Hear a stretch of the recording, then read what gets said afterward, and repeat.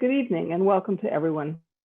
My name is Jessica Neuwirth and I am the Rita E. Hauser Director of the Human Rights Program at Roosevelt House.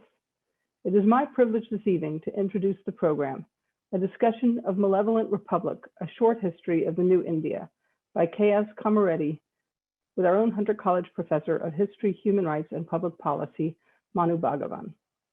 I want to thank Hunter's President, Jennifer Rabb, and Harold Hauser, the Jonathan E. Fanton Director of Roosevelt House. Thanks also to Shama Venkateswar for bringing this important book to our attention. History is our greatest guide to the future, in my view, and many of us are wondering with great concern these days about the future of democracy, not only in India, but here in the United States and in many countries around the world. Nationalism is on the rise, and we have seen an increase almost everywhere in violence and discrimination against racial and religious minorities. I have had the great pleasure of visiting India a number of times over the years, and like everyone I know who has visited India, I found myself drawn in by its magnificence and also its deep complexity. K.S. Komireddi, a world-renowned author and journalist, takes us in his book on a journey through the fascinating history of India, a country right now in the throes of the COVID-19 pandemic with immense suffering and a tidal wave of tragic fatalities, and a political atmosphere that is moving towards nationalism and away from democratic ideals. We are very grateful to him for joining us tonight from London, where it is late in the evening, to talk with us about his timely and important book. Thanks also to Manu Bhagavan, a member of our human rights faculty at Hunter, who was last with us at Roosevelt House for an excellent discussion of his book, India and the Cold War, a collection of essays that shows us how India became a worldwide symbol of decolonization and an advocate of non-alignment, disarmament, and global governance. While we keep the people of India in our thoughts and our hearts at this time, I look forward to learning more from this discussion on the promise of and threats to Indian democracy. Roosevelt House is a fitting place for this discussion, the home of Eleanor Roosevelt, who chaired the United Nations Commission that drafted the Universal Declaration of Human Rights, which gave us a common global articulation of fundamental human rights, including the right to self-determination. I want to welcome Manu Bhagavan and K.S. Komireddi, and now I'll turn it over to them for what I know will be an interesting and educational dialogue. Thank you. Okay, thank you, Jessica, and welcome and good evening to all of you joining us from wherever you might be, whether here in New York, in London as our speaker, or anywhere else. I'd like to begin by thanking a few people.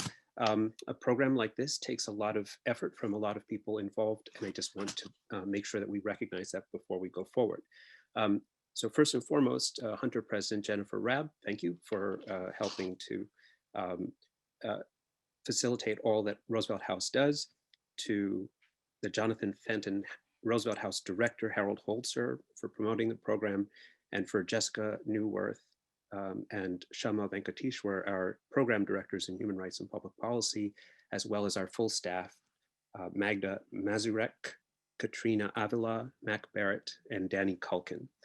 So thanks to all of them. Our speaker today, as Jessica mentioned, is Kapil Komireddi. Kapil, hi, nice to see you. Thank you for joining us.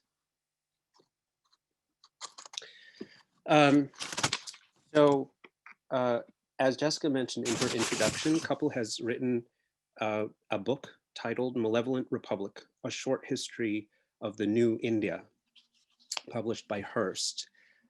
So Kapil, why don't we begin? Can you introduce your book to us and what brought you to write it? And what's your take on Narendra Modi and the new India? First of all, thank you, Professor, for having me, for hosting this, and to Roosevelt House for putting this event on, and to everybody joining in, and especially those with families in India. I hope your families are safe and well. In answer to your question, Professor, the book really originated as upon the invitation of my publisher, Michael Dwyer, who asked me to write an overview of India's transformation under Prime Minister Modi. I agreed to undertake that project, and as I started writing the book, it felt wrong to quarantine Modi from the reasons that gave rise to him. So I started going back in time, a decade, then another decade, then another decade, before I started at the beginning of things, which is 1947. That's how the book began, and my take on Modi is really apparent from the title of the book, Malevolent Republic. Modi, I described Modi in the book as the worst human being ever elected prime minister. I briefly regretted that description, no longer. Well, right, and thank you. So you began your remarks by noting what is happening in India right now, which is inundating our news here. We're just overwhelmed by coverage of the tragic situation which is unfolding there. For some of us, it's extremely personal with this second wave of the COVID pandemic. The crisis has been described as the greatest in scale faced in the subcontinent since independence in 1947. And the end, unfortunately, just does not appear to be in sight. So you've recently reflected on all of this in an essay in Foreign Affairs, and you titled that essay, "Modi Fiddles While India Burns." So what's your take here on what's going on the government's responsibility, the actions they've taken or not taken, and what is this? How do you reflect on this in the context of your book? How well do you think the government, or particularly Modi, prepared or didn't prepare? What did he do right? What did he do wrong? Right. So this crisis, the COVID-19 crisis that has plunged India, as you rightly phrased it, into the worst calamity since the partition of the subcontinent, is more than a crisis precipitated by a pathogen. It is a carnage, I think, precipitated by the callousness of India's leadership.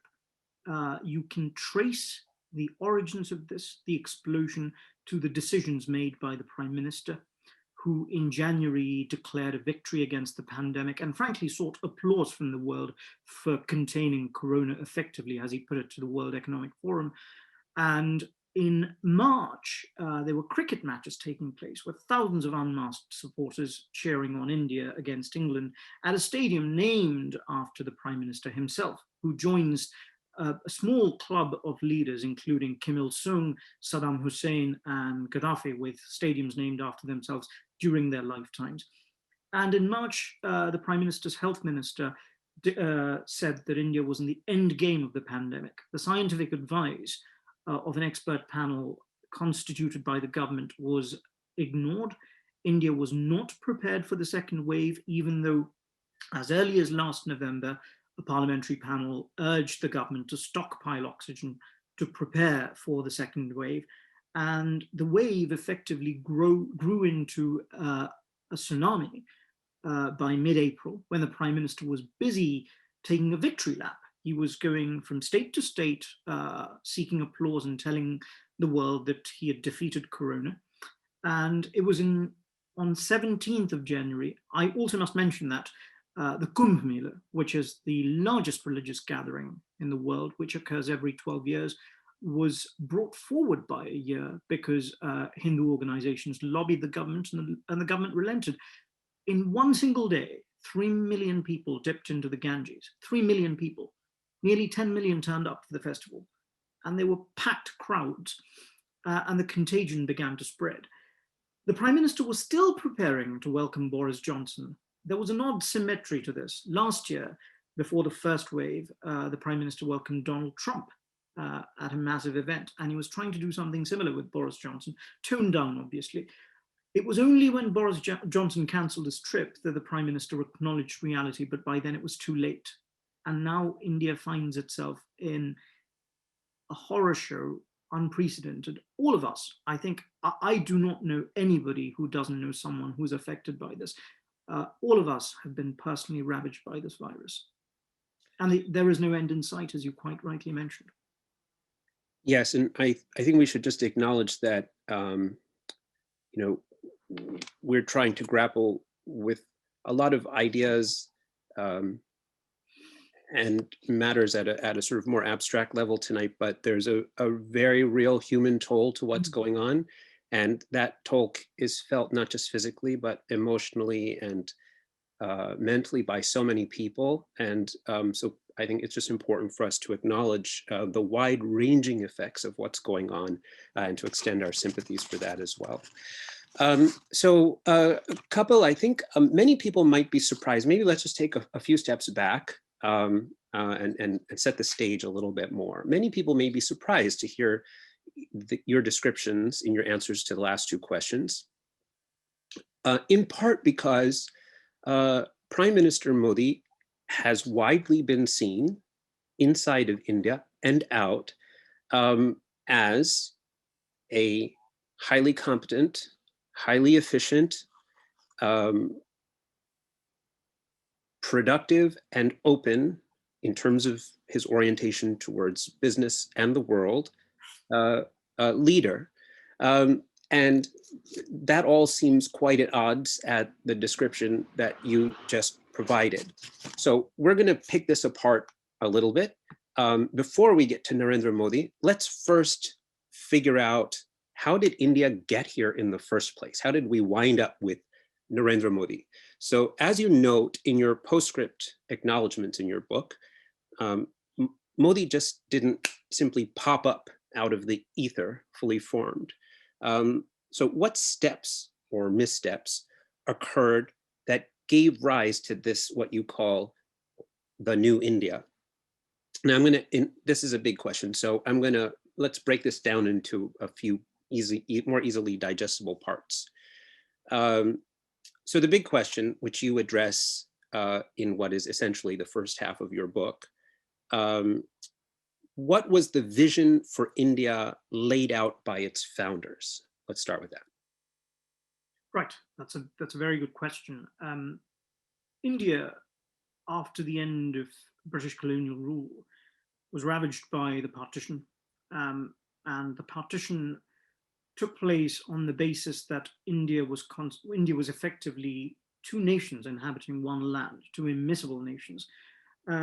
And the response of India's founders, especially Nehru, was that religion was not going to be a determinant, a valid determinant of nationality in India. India was not going to be a Hindu Pakistan. It was going to be a secular state, a secular democratic state, and virtually, as you've written in your distinguished career, there were so many naysayers, so many people thought that a democratic state was just not feasible for a country so replete with poor, illiterate people who had throughout history known only subjection, never citizenship. But Nehru believed that he could instill democratic habits, as he said, in 400 million Indians. And India gave itself a very liberal charter, perhaps one of the most liberal constitutions. And the aspiration of India's founders was to create citizens out of subjects. And that aspiration was ratified in the first free election in India, in which millions of voters, millions of poor, illiterate voters who were thought unfit for democracy, came out and voted for the Congress-led government. And India arrived on the world stage as the third great democratic experiment, the first being France, the second being America, the third being India. And it was an extraordinary experiment, but it was bound, I think, it had many flaws built into it. One of the great flaws was its failure to acknowledge its history, as I mentioned. The other was to acknowledge the intensity of the possibility for cultural resentment within Indians after the partition of India. After Mahatma Gandhi was assassinated by Hindu nationalists, Hindu nationalism became a discredited cause, but eventually they would make a comeback, and nobody quite prepared for that. And the third was the Congress Party itself. The Congress Party was the machine that led India to its independence. But after independence, what exactly was the Congress Party? The first administration of India, led by Nehru, didn't quite answer that question. Congress was a behemoth. Congress was too much of a broad tent. It catered to too many interests, and it was unviable as a political party. And the reason it won so many elections after India's independence was because it led India to independence. It was people's gratitude that expressed itself in votes. And what Congress ended up being was a highly corrupt enterprise that existed for the upkeep of one family, the Gandhi-Nehru family. That was the degeneration of the Congress Party. And because the Congress Party was so indistinguishable from the state, the decline of the Congress Party also led to the decline of all the things for which the state claimed to stand for. So sorry, let's just Yeah. parse that a little bit, because I think this is a really critical part of what you do in the book, which is that I think you juxtapose the founding ideals with a lot of the reality that came after, and then some of those you sort of pitch as flaws or mistakes, whereas the course we're on is much more purposeful. So that's how I read your analysis of the modern history. So can we just stay on the ideals for just a minute so we can frame this effectively for everyone listening? You set it up as a democracy, but you also really emphasize the fact that modern India after independence was meant to be secular. So can you just speak a little bit to what that vision of secularism meant? You talked about turn subjects into citizens. How do you become a secular citizen? And who can be a secular citizen? That's a very interesting question. So India is an extremely stratified society, as you know so well, divided by caste, which is the most sophisticated instrument of segregation ever devised by man.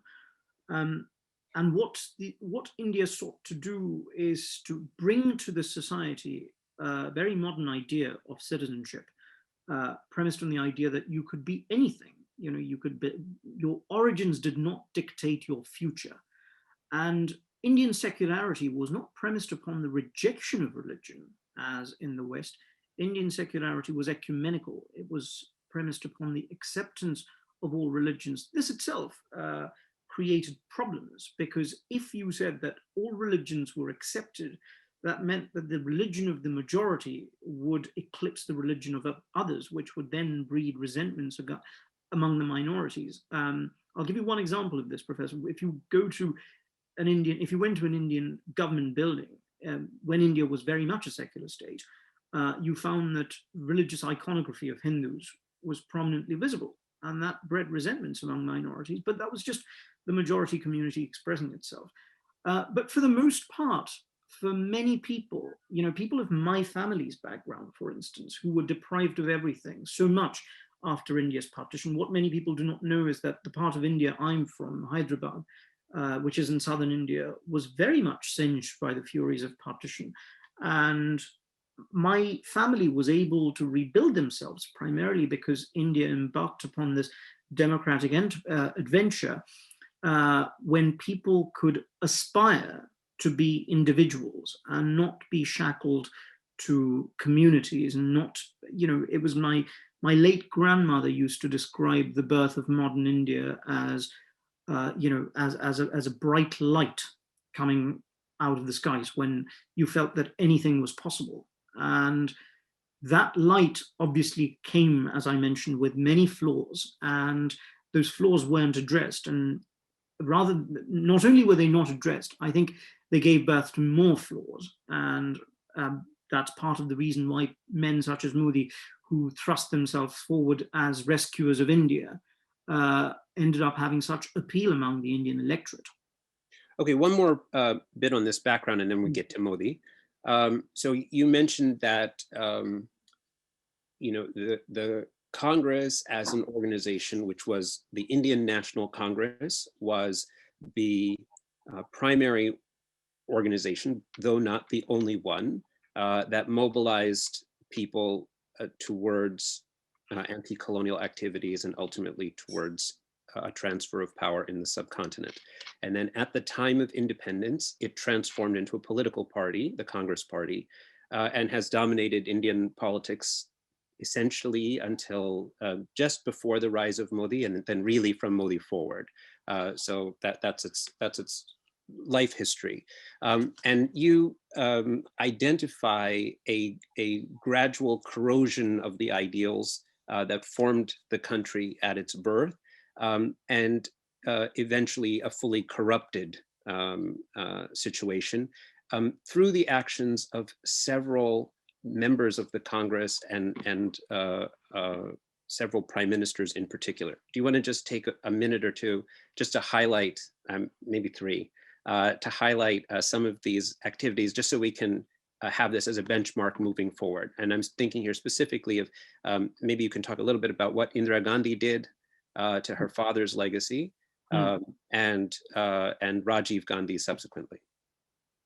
Right, okay. Mrs. Gandhi was, this really is the moment. Her premiership is when the ideals of upon which India was built are seriously discredited. Mrs. Gandhi became the Prime Minister of India in 1966, 2 years after her father's demise, because the man who succeeded her father, L.B. Shastri, died of a heart attack when he was visiting the Soviet Union to parley peace with the Pakistanis. And Mrs. Gandhi was voted in by the Congress Party to succeed Mr. Shastri because her colleagues believed, these old men believed, that she would be, in what is history's one of history's greatest misjudgments, they considered her a dumb doll. And within 4 years, she split the party. There's a very interesting discussion she had with a visiting American journalist who she said to him, "Do you think any of these men could hold this thing together?" He asked her, "By this thing, you mean the Congress Party?" She said, "No, India." She had a, almost a celestial sense of herself. She believed that, she was a divine creature, and she split the Congress Party, pushed her adversaries out of it when they tried to rein her in. In 1971, she led India in a war against what was then united Pakistan and split Pakistan. And that cemented her status as a divine icon, a figure of divinity. And then in 1975, a lower court annulled her election to parliament, which would effectively have disqualified her premiership. So rather than respond to it in a legalistic manner, what she did is she suspended the Indian constitution by invoking the articles of emergency. She said there was an internal emergency within India. And for the next 18 months, she ruled as a dictator. And her younger son, Sanjay Gandhi, who was an extra constitutional authority, he held no position, tyrannized the country. He decided that he was a dropout in the mold of third world dropouts. He decided that India's great problem was overpopulation, so he embarked upon a campaign to sterilize Indians, and he forcibly sterilized 6.2 million Indians. 6.2 million Indians were mutilated surgically.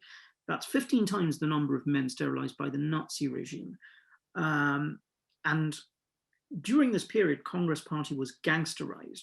Previously, the Prime Minister's closest advisors were scrupulous men drawn from her clan, the Kashmiri Brahmin clan, and Sanjay Gandhi inserted the upper echelons of the party with, henchmen and thugs. There was extraordinary corruption. The institutions collapsed under the burden of the Prime Minister's dictatorship, but it was a coalition of a kaleidoscopic coalition, an ideologically kaleidoscopic coalition of communists, socialists, and Hindu nationalists who waged an intrepid struggle for the restoration of democracy. This is when Hindu nationalists came to be seen in the popular imagination as legitimate claimants for power. And the ideals of Indian democracy, of the Indian state, was severely discredited. And after Indira Gandhi, India was jolted by that experience. And after Indira Gandhi, India would never be the same again. And Congress Party, the very trace of democracy vanished from Congress Party. Congress Party became definitively a possession of the Gandhi family. And when Mrs. Gandhi was killed by Punjabi separatists, by Sikh separatists, she was succeeded in office by her son, Rajiv Gandhi, who won more seats than any prime minister He had this, when he called an election, he received the largest mandate of any prime minister, but he had no convictions. You know, what passed for his convictions were really a collage of banalities. And what he ended up doing in office is a cascade of concessions to competing communalisms.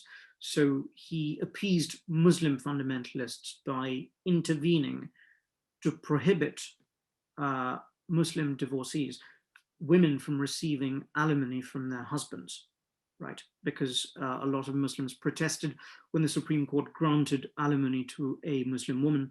So Rajiv Gandhi intervened and legislated to make sure that women did not receive that alimony. And he appeased Hindu nationalists by opening up the gates of the Babri Mosque, which was a contentious site, to Hindu worshippers because they said it was built on the site of a Hindu temple. And in that way, he opened up India to competing communalisms. He entered office with the largest mandate, and when he left office, he was voted out in 1989, and the Hindu nationalists were voted in with 85 seats, the largest number in parliament and up to that point. Okay. Yeah, sorry. Okay, so that's a good segue to helping us understand how the person who is Prime Minister now, Narendra Modi, enters the picture. So, but before I do that, I just want to let everyone who is attending tonight, I just want to draw your attention to, at the very bottom of your screen, you'll see a Q&A button. And so although we're just in the middle of this conversation, we want all of you to participate as well. So you can submit your questions through the Q&A function, and we'll field those shortly so that Mr. Komireddi can respond to you and your thoughts as well. Okay, so couple, here we are. Let's talk about the rise of Mr. Modi. Where did he come from? What's his background? How did he come to power? And how and why did he become so popular? Right. Mr. Modi is a propagandist for the Rashtriya Swayamsevak Sangh, which is the mothership of Hindu nationalism, founded in the 1920s by a physician who was driven out, whose family was driven out from southern India by the Nizam of Hyderabad. And Hindu, for 7 decades, for a century, they tried to propagate their ideology by sending out propagandists, by farming them out across India. And Prime Minister Modi was one of them. And he really absorbed the message, the self-pity, the rage dispensed by the RSS in a very young age in their camps. And he believed India to be a victim of a cosmic conspiracy against Hindus. And Ashish Nandi, the distinguished author and social theorist, actually interviewed Modi when Modi was, a nobody. And I will read this out for your viewers. Modi, Nandi wrote years later, met virtually all the criteria that psychiatrists, psychoanalysts, and psychologists had set up after years of empirical work on the authoritarian personality. He had the same mix of puritanical rigidity, narrowing of emotional life, massive use of the ego defensive projection, denial and fear of his own passions combined with fantasies of violence, all set within the matrix of clear paranoid and obsessive personality traits. I still remember the cool, measured tone in which he elaborated a theory of cosmic conspiracy against India that painted every Muslim as a suspected traitor and a potential terrorist. I emerged from the interview shaken. I had met a textbook case of a fascist and a prospective killer, perhaps even a future mass murderer. In 2001, in Gujarat, Modi's home state, there was a massive earthquake. And at this time, Modi was in Delhi working for the BJP, the political arm of the RSS, which was then in power in a coalition government and led by a moderate Hindu nationalist. And Modi claims that at this point, he was invited by the Prime Minister and asked to go to Gujarat and become the Chief Minister of the state. Gujarat was a prosperous bastion of Hindu nationalism. And Modi appeared on the scene, and within months, there was an arson attack on a train carrying Hindu pilgrims. 58 charred bodies were recovered, but before the cause of the arson could be established, Modi pinned the blame on Islamic terrorists. And he cited Newton's third law. He said, every action will have an equal and opposite reaction. Within days, Gujarat erupted in a communal orgy. There was so much violence. Hundreds and hundreds of Muslims were slaughtered. There are gruesome stories of, pregnant wombs being slit open and fetuses being pulled out.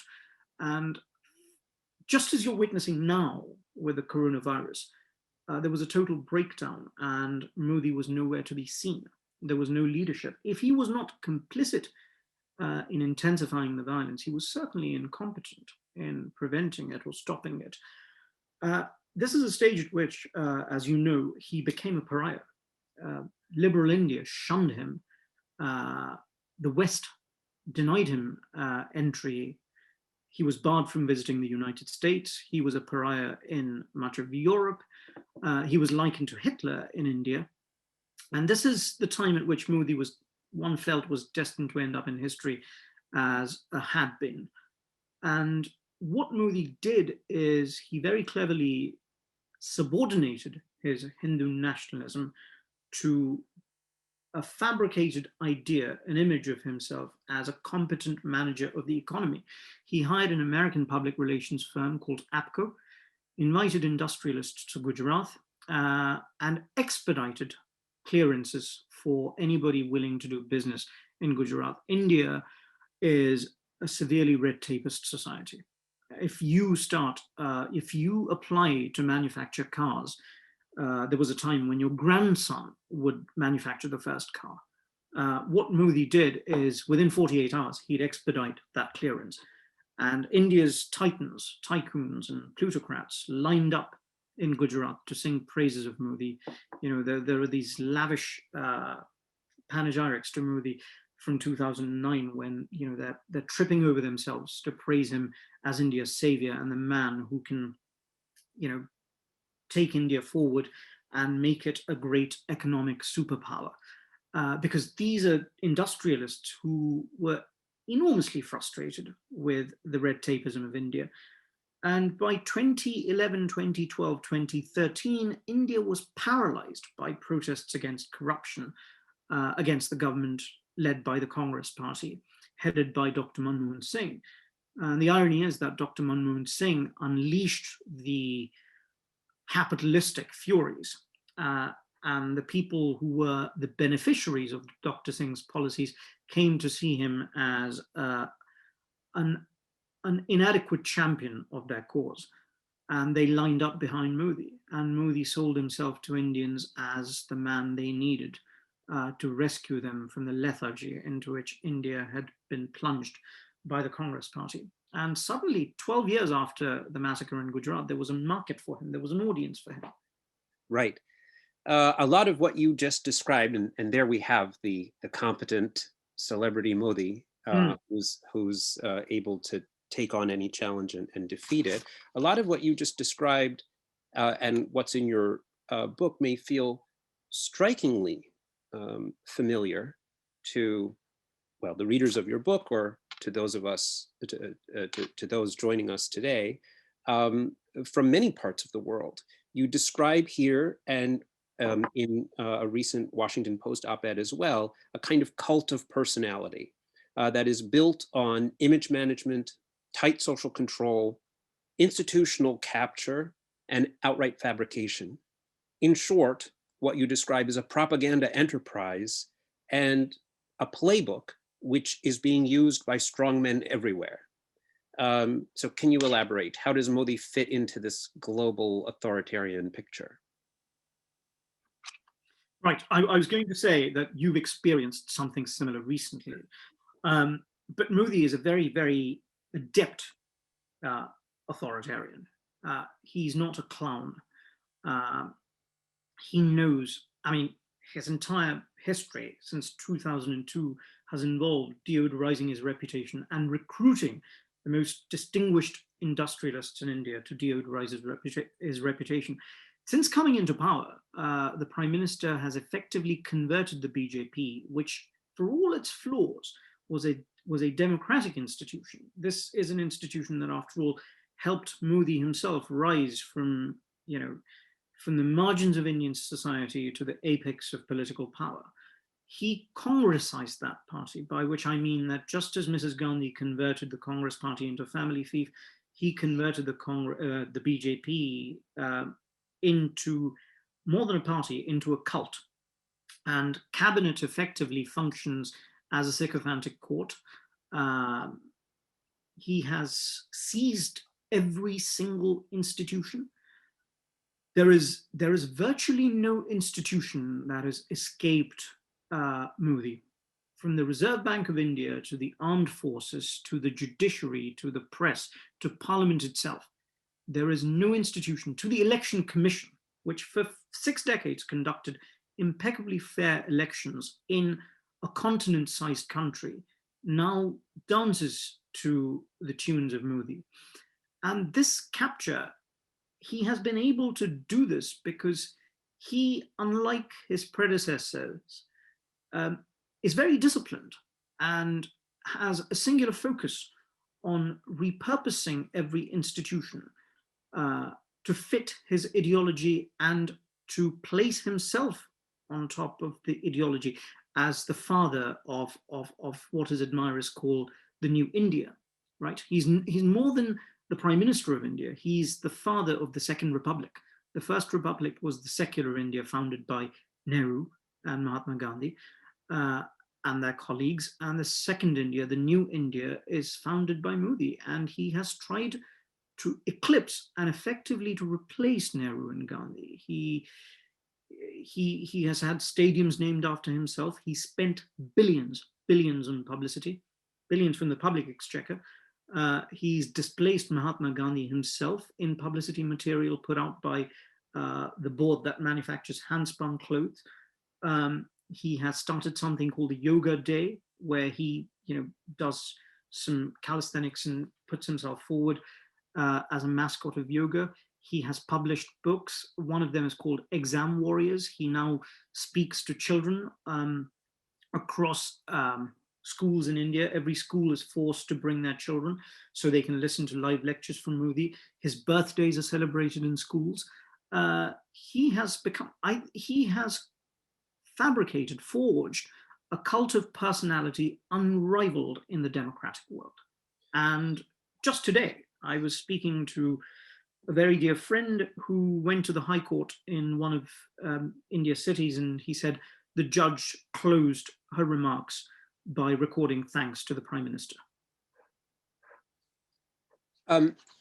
So a lot of what you just described fits in with the depiction of the Prime Minister as someone who is very competent, at the very least, at managing whatever it is that he sets his mind to. But you also argue in the book and demonstrate that this depiction of competence is at odds with a variety of actions that he's taken and the results that have flowed from that. And you illustrate this in particular with his policy on demonetization and also his use of the Reserve Bank of India, which you just referenced. And something that flowed from that, took it a step further, was also his similarly dramatic tax reform policy involving a goods and services tax, a GST. On all of these things, all of these actions went over with the public like a lead balloon and caused terrible catastrophes, a tremendous amount of distress, and appeared to be incredibly unpopular. So that speaks to his, raises serious questions about his competence. At the same time, his popularity and his electoral viability have simply remained undiminished through all of that, at least. How do you explain this? And I just want to flag for you and for everyone listening that we want to aim for about another 6 to 9 minutes of our conversation, and then we want to bring in the audience. Right. So that's an extremely good and interesting question. Why is this man, who is competent but so malign and has caused so much pain and suffering, still so popular? And part of the reason is the way in which Indian democracy functions.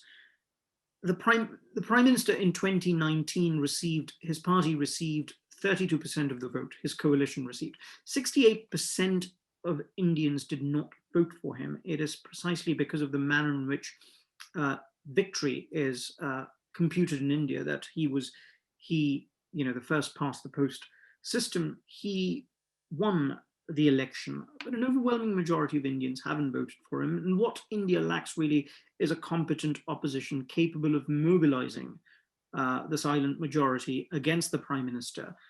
But another reason why he wins, or he's got that 32% majority, is because in 2014, he ran as a competent administrator who was going to clean up the Ganges, build smart cities across India, create surplus jobs, and convert India into a developed nation. In 2019, the Prime Minister ran as a Hindu nationalist. He succeeded in creating a Hindu vote bank. Previously in India, there was something called a Muslim vote bank, right? Hindus did not vote according to their religious preferences for the most part. They voted, their religion did not segue into their politics. Muslims could be counted upon because they felt insecure to vote for the secular parties. Hindu vote was stratified. What the Prime Minister has succeeded in doing is consolidating a large enough chunk of Hindu voters who will go with him no matter what. And they have consistently helped him prevail. And I'm always reminded of what Raymond Aron wrote. He said, in the contest against passions and interests, it is, the lesson of the 20th century is that passions will always trump interests. It is in people's interests. It was in people's interests in 2019 to vote Modi out, but their passions dictated their choices. I traveled in 12 Indian states prior to that election, and wherever I went, without exception, wherever I went, people told me they told me in explicit terms that Modi hadn't really helped them, hadn't done much for them, but he had put Muslims in their place. So it was really, Modi brought something out. He brought out a visceral rage out of people. And, in Yugoslavia, somebody said that the Serbians were a self-pitying majority. And in India, the Hindu majority became self-pitying, despite being a majority, and it behaved like a wounded minority. Does that make sense? Yeah, absolutely. And you spend a considerable amount of time in your book helping to explain, or helping to illustrate the tragic consequences of what you just described. So one of the toughest parts to read has to do with your depictions of the rising violence in the country and a series of incredibly gruesome murders that you describe in searing detail. So can you maybe speak to one or two of these examples? What's the cause of this violence overall, and how is it distinct from earlier communal battles in the country? I mean, there are many episodes of communal encounters and very serious bouts of violence in the country's history. How do you see what is happening after 2014, or if it's gotten worse after 2019? How do you see this in relation to that earlier violence? What's or who is pouring gasoline on the fire? And I just want to flag that we want to try to wrap up our conversation, our immediate conversation, in about 4 minutes or so. Right. Prejudice has always existed in India, right? Since India's partition and independence, hatred against Muslims, and indeed hatred against Hindus in some parts of the Muslim community, intercommunal hatred has always existed. And there's no real symmetry of power here because Hindus have always been the dominant community. What has happened, what is unique since 2014 is the sense of impunity that has helped the violence spread. In a couple of years ago, one of Modi's ministers went and garlanded men who'd been convicted of murdering a Muslim. They'd been convicted of murdering a Muslim man. Muslims have been lynched for no other reason than for the pure thrill of being vile, for the pure thrill of being violent. One event I describe is of a young boy traveling after shopping for Eid on a train, and Hindus appeared on the scene. A group of Hindus appeared on the scene and asked him and just stabbed him to death. You know, there was no causation for it, except that he was a Muslim and they were trying to assert themselves, their supremacy, by violently degrading him. And when he attempted to resist, they stabbed him to death, right? And 60 miles from the Prime Minister's own residence in 2015, a Muslim man whose family had been living there for decades. They'd shunned Pakistan at partition and they'd remained there. They were the only Muslim family. That man was beaten to death with bricks and rods. And the day after, there was no condemnation from the Prime Minister, but the BJP politicians turned up and wanted prosecution, not of his killers, but of the surviving family members, because they had allegedly eaten beef and therefore violated the faith, the beliefs, or offended Hindus. And one of the men who led that argument, who said the family ought to be prosecuted, was a tonsured monk, an utter bigot called Aditya Nath. Modi made him the chief minister of India's largest state a year later, in 2016. And figures like that, people who have expressed the most unthinkable views about Muslims in public, have been clothed in power, have been accoutred with office and responsibility by this Prime Minister. The Prime Minister chose to anoint as the chief executive of India's largest state, home to 200 million people, a vile bigot who said that, you know, some of the things he stated cannot be repeated in polite company. And he said these things in public and open about Muslims, about his dream of his fantasies of violence against Muslims. And Modi appointed him the chief minister, plucked him out of relative obscurity and made him chief minister. That man is not an aberration. He is the embodiment of the Prime Minister's own beliefs. And for the first time, I just want to add, for the first time, I invite you and people who are participating today to imagine what it must feel like to be a Muslim in India. You know, an overwhelming majority of Muslims haven't been exposed to direct violence, but they have seen the majority community cheering on violence against Muslims. What will it take for them to trust that community again? Imagine a Muslim mother whose son is out. She will prevent that boy from going out.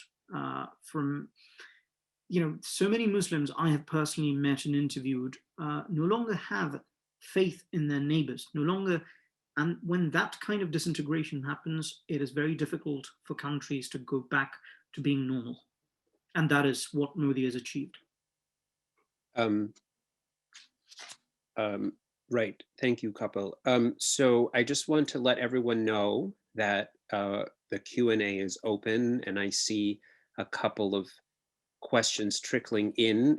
We actually have a moderator for the Q&A, Katrina Avila. So I just want to encourage all of you who are listening, go ahead and please go to your Q&A feature at the bottom of your screen.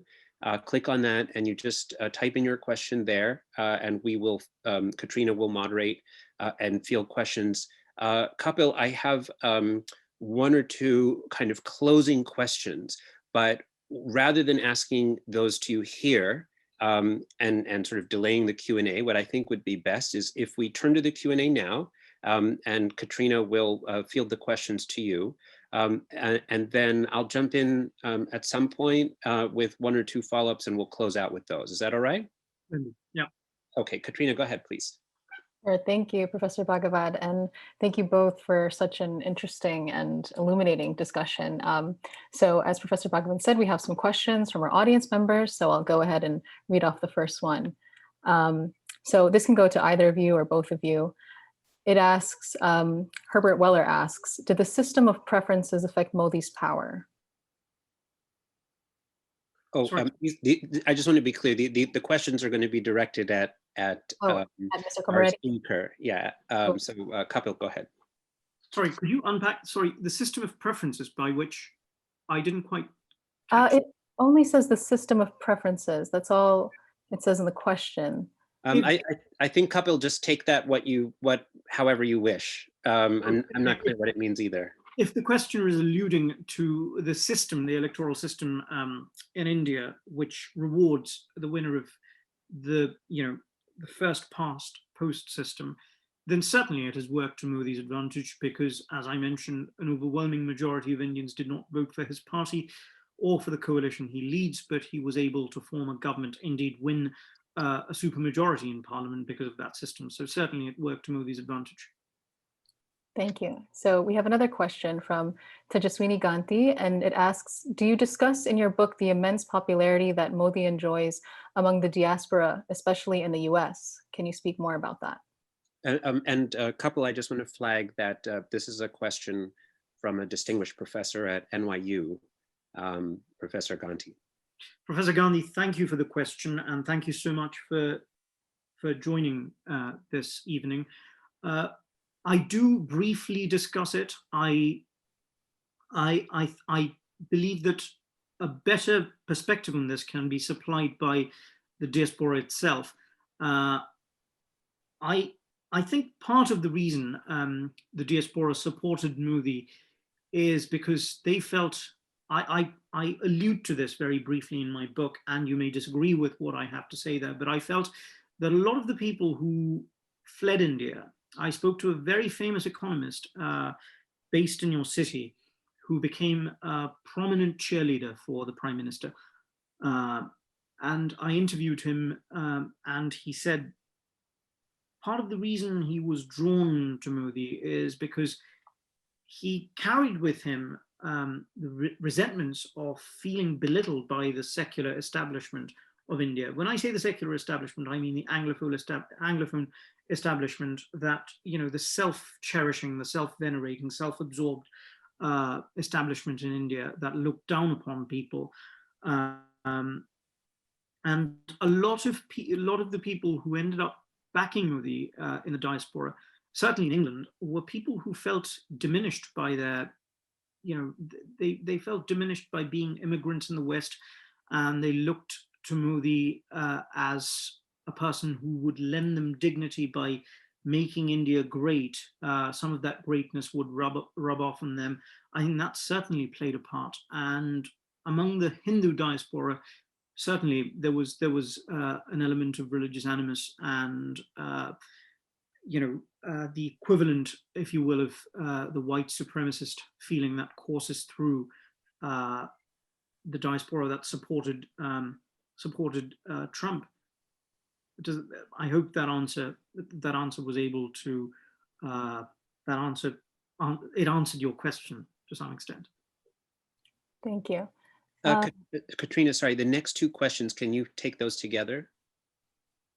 Yes, the ones by Susan Meeker, you mean? And Santosh Paulos. Got it. All right.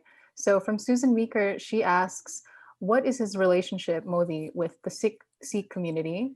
And Santosh Paulos asks, what kind of policies has Modi passed or encouraged in regards to other religious groups in India? Right.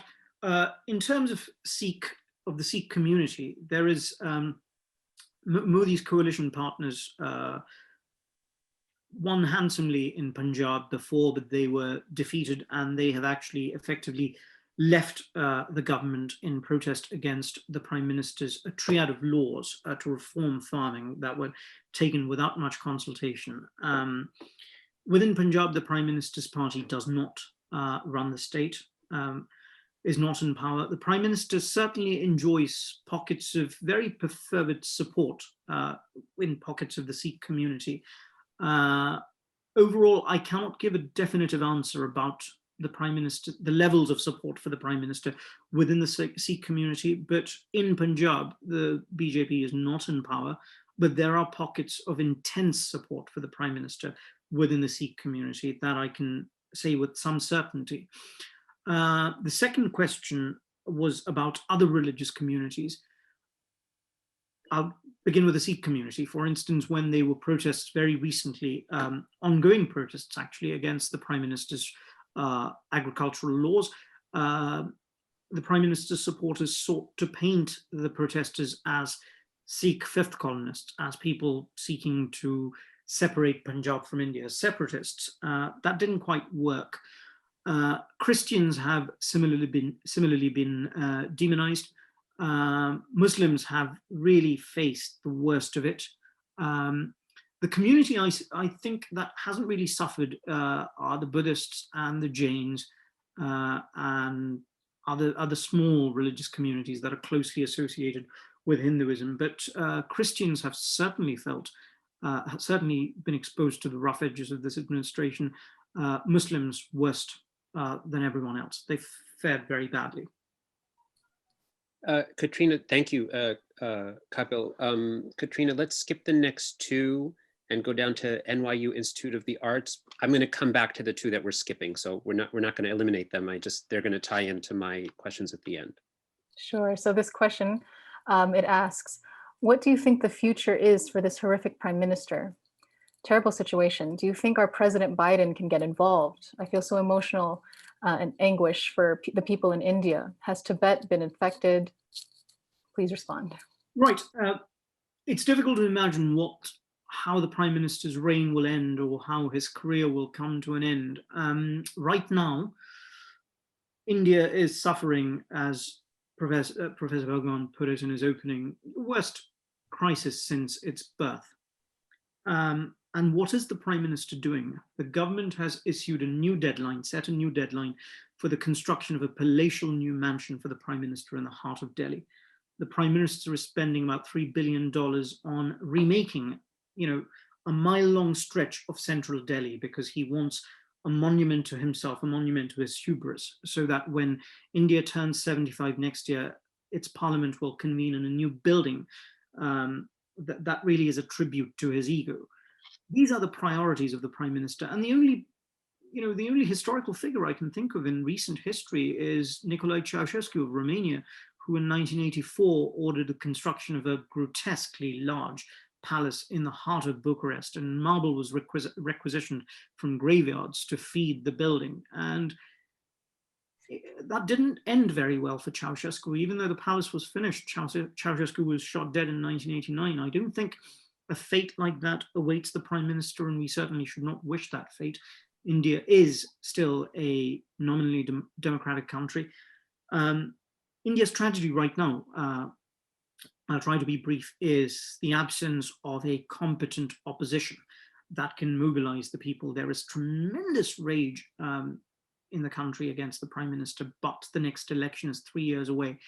And as bad as things look right now, Indians have in the past forgotten the sins of their leaders, and don't count that out. The Prime Minister has enormous resources and incredible power, which he can repurpose to try and win another term, or indeed suspend democracy and formalize his authoritarian rule. And that is effectively what he's doing, because if the Prime Minister is focused on rebuilding Delhi when people are dying around him, when bodies are floating in the rivers, that doesn't look like a responsibly democratic government. And opposition members are being arrested in Bengal. There was a spate of arrests today. And 25 people in Delhi were arrested for putting up posters critical of the Prime Minister. So he's effectively formalizing his authoritarian rule because he perhaps knows that democratically he's finished. Kapil will come back to this and in a moment, and we'll end by sort of teasing this out just a little bit more. Katrina, can you field the last two questions, Cleo and Dave's, and then I will come back to this two that we've skipped and sort of frame a sort of closing question set of things for a couple to talk about, and then we'll close the event after that. Sure. So from Cleo Roberts, she asks, can you speak a bit more about Modi's financial administration during the pandemic? Why hasn't there been more outrage? Yeah, financially, the Prime Minister allocated a paltry, £2 billion, the equivalent of that, for all of India's healthcare needs.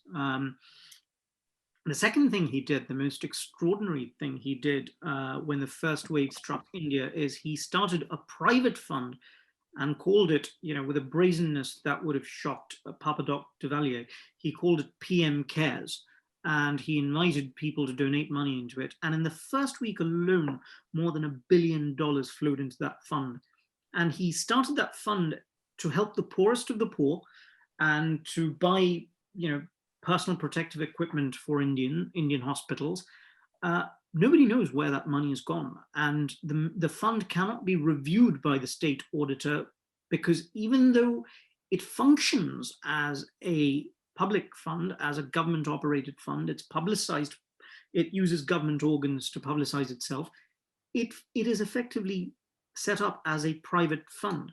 So the money is going to the Prime Minister and nobody knows where that money has gone. The Prime Minister has used this crisis to pillage India in ways that would have boggled the mind even of Donald Trump and the British rulers of India. And there is outrage against him, but as I mentioned, there is no effective mechanism right now, no vehicle to convert that rage into meaningful political action. All right, thank you. And from Dave Brown, he asks, if one wants to keep current on developments in India in an objective way, can you suggest one or two good news and analytical sources? Like objectively, I tend to read several newspapers and I read foreign coverage of it, and I read scholars such as Professor Bhagavan. I would say read independent journalism in India. I read the Hindu, the Indian Express, the Telegraph. These are major newspapers, but they do report. They have intrepid young reporters who are doing incredible work. And online there is The Wire, The Scroll, The News Minute, Money Control, and there is a phenomenal journalist called Anubhav Bhosle who has a YouTube channel where she breaks down very complex political events in India for audiences. So I would recommend all of those. Got it. Thank you. And Professor Rajiv, go ahead. Okay, thank you. So first, Katrina, thank you so much for moderating the Q&A. Just on the last question, I just want to add that the last few years have made it so clear how much we are indebted to the work of brave and fearless journalists, many of whom are our frontline ears and eyes, are the frontline workers that face catastrophe after catastrophe on behalf of a much larger population. And it's only because of them that we have any idea about what's going on and are able to address crisis after crisis, in whatever ways that we can. Journalists not only are brave and fearless, but they face tremendous challenges even so. Those challenges are not just from the dangers of their job because of natural consequences, but there are a number of political impediments to their work as well, and political figures who make their life very difficult. So we want to acknowledge that, thank them for their work, and point out that Roosevelt House and academic institutions in New York more broadly stand for freedom of expression and freedom of the press. Okay, so there's two questions left in the Q&A forum, and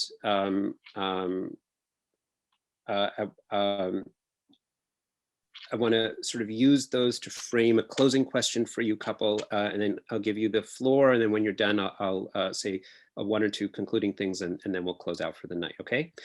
So the Madhulika Chava asks, hasn't the manipulation of the institutions that you've been discussing all evening started with Congress rule? How is it any different from what Modi is doing currently? What choice are people left with when both major parties destroy institutions systematically? So I'm going to just take that question and just plug it into a broader one, which is that the Congress party really comes in for some fierce criticism in your book.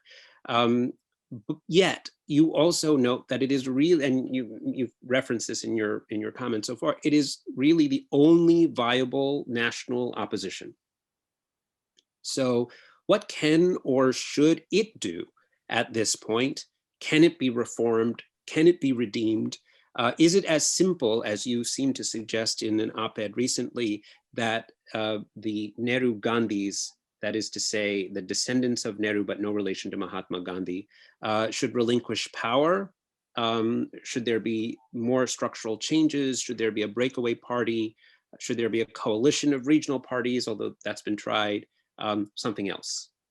So one second, sorry. And then the other question which we have left here is Sarab Zavaleta, who asks, what do you see as the future of Modi's party, and how much opposition does he have from other parties? So that sort of ties in to this last one. And then my concluding question, so this is a whole big package for you, is what's next? What's next for India? In the short term, who wins the elections in Uttar Pradesh and Gujarat? And as you rightly note, like a scholar like Milan Vaishnav at Carnegie says that whatever the damage to Modi's reputation might be right now, don't count him out, and that he looks quite possible to win again in an election. And as you reference in one of your other op-eds, if he doesn't, you also fear that he might pull an Indira Gandhi type move and declare a formal emergency. Yeah, so you packed a lot into that, Professor. Let me answer that question with the Congress party. Yeah. Right, the institutional question asked by one of the attendees was, Congress party destroyed institutions. Absolutely correct. Congress party did that, but those institutions miraculously survived, as I describe in my book, as to how that survival occurred. What Modi has done is he has seized them to the point that obedience to him is tantamount to being patriotic. He has removed the distinction between fidelity to the leader and patriotism for the country. And that he has set himself up as the father of the new India. And part of the reason there is no pushback against him, this is to segue into the second question you asked about the Congress party. Up until a week ago, I was, I still am concerned about the Congress party, upset about it. And it is perhaps simplistic to think that if the Nehru Gandhis were to withdraw themselves, the Congress party might have a fighting chance of reforming itself in 3 years' time. It has 3 years to retool for the most consequential election of our lifetimes. Because if Modi wins that, India, as we know it, will cease to exist based on what we've seen so far.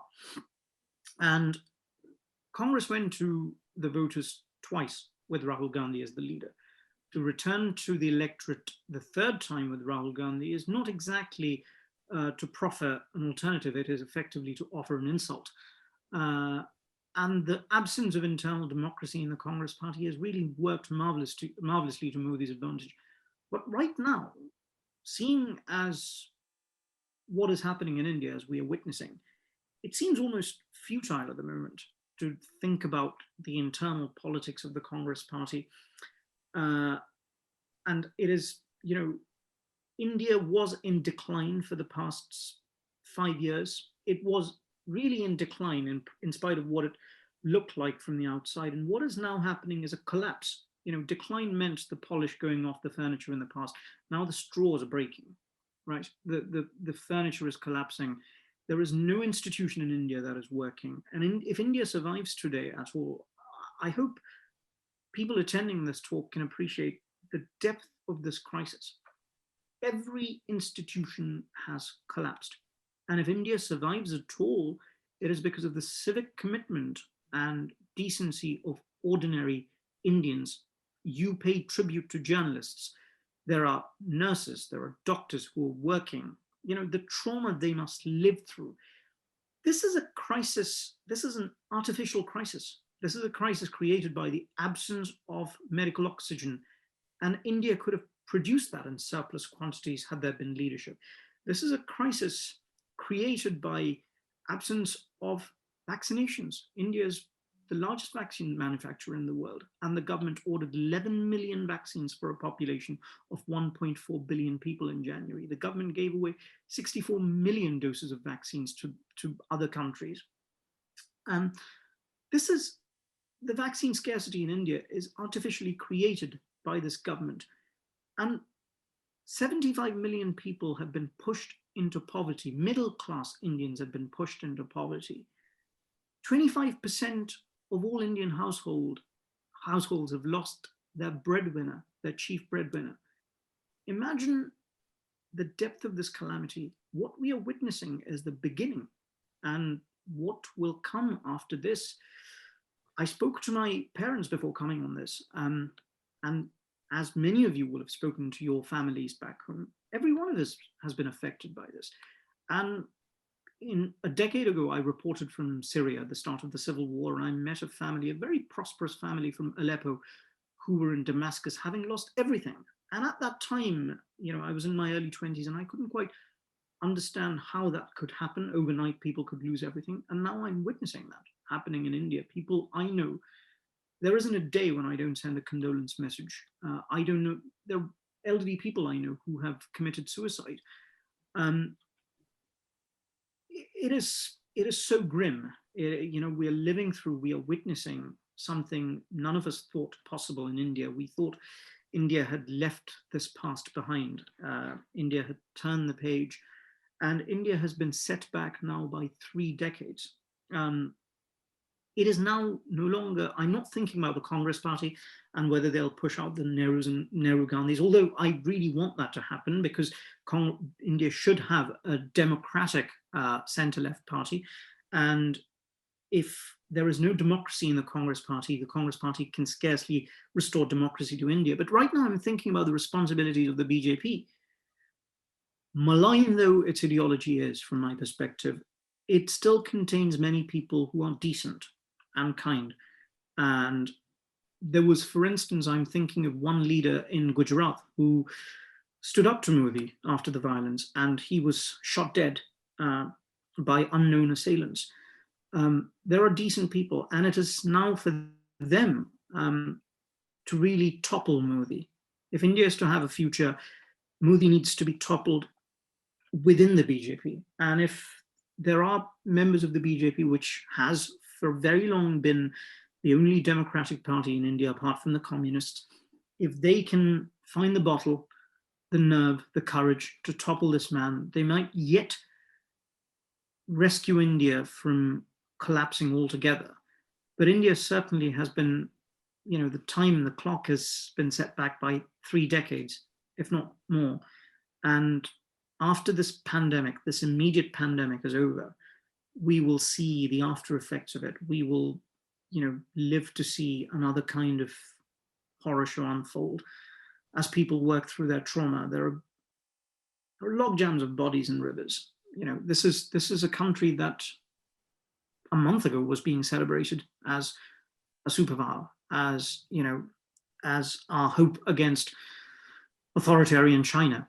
Those, you know, that mirage is dead. That's over. And now we will have to think of India in different ways.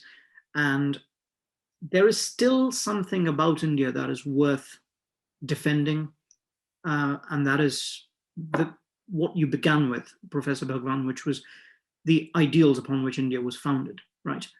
Those ideals, I think, are still worth cherishing, still worth defending, and still worth fighting for. You know, the idea of creating citizens out of subjects. And what is happening today is the direct result of the demolition of those ideals. Had India been a democratic country, had it not succumbed to the tyranny of this prime minister, the authoritarian style of this prime minister, India wouldn't be in this crisis, because the prime minister would have heeded the urgings, the pleas, the recommendations of the parliamentary panel in November that told him to stockpile oxygen.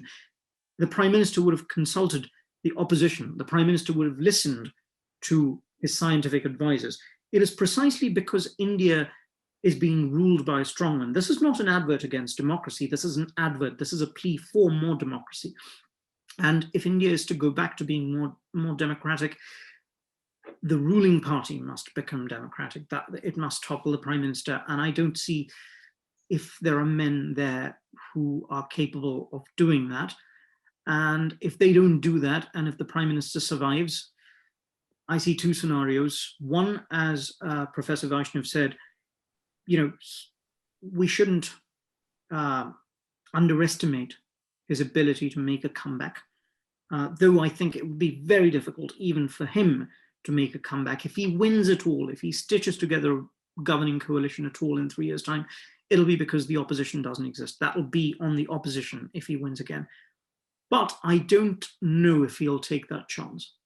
Increasingly, incrementally, he is already doing what Indira Gandhi did overnight. Indira Gandhi declared an emergency overnight, right? Overnight, power was cut off to newspapers, opposition leaders were jailed, press was censored, and Indians woke up in a dictatorship. What he's doing now is a form of dictatorship being imposed incrementally.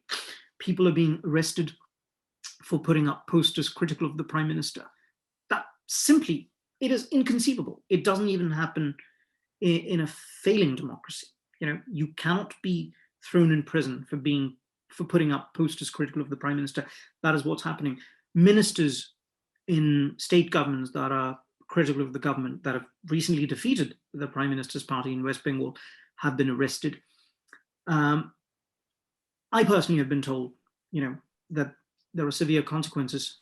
There are young people, brilliant people, some people you may have mentored, who've come back to India to work in India's university system, who are thinking of leaving India. There's going to be an extraordinary brain drain. And I'm sorry to paint such a bleak picture, but it is impossible to feel any hope at this moment. All one feels is rage, and one is just astounded by the stolidness of the prime minister, just the complete indifference to the loss of life. He has not held a single press conference in 7 years. He doesn't take a single question. He hasn't acknowledged what's happening. And I'm sorry, I don't have an answer of where we end up, but right now things are really, really, really bad. In my lifetime, this is the worst crisis I've ever witnessed, and I imagine that is true also of you and most people joining this. I think that anyone who turns on the TV can witness the depth of the crisis in India today. But unfortunately, we're at the end of our time and of our conversation, although it's clear that this is also just a beginning of a much deeper and broader set of questions that I hope we can all walk away from this forum with and can examine further, which broadly have to do with the crisis of democracy in the 21st century. And it is true in India, and it is true in a variety of other parts of the world, including our own. And I hope that we can act fast enough to figure out ways in which we can cherish and celebrate the ideals of democracy, to shore it up and ultimately to defend it, because I think it's worth defending. So I'd like to end here and just again thank Katrina Avla for moderating our Q&A. Kapil Komireddi, thank you so much for an enlightening and provocative conversation. Thank you. There's a link in the chat for to purchase a copy of your book, if anyone would like to do so. I just want to close here on behalf of Roosevelt House and the teams of the Human Rights and Public Policy programs. Thank you so much for joining us. Good night.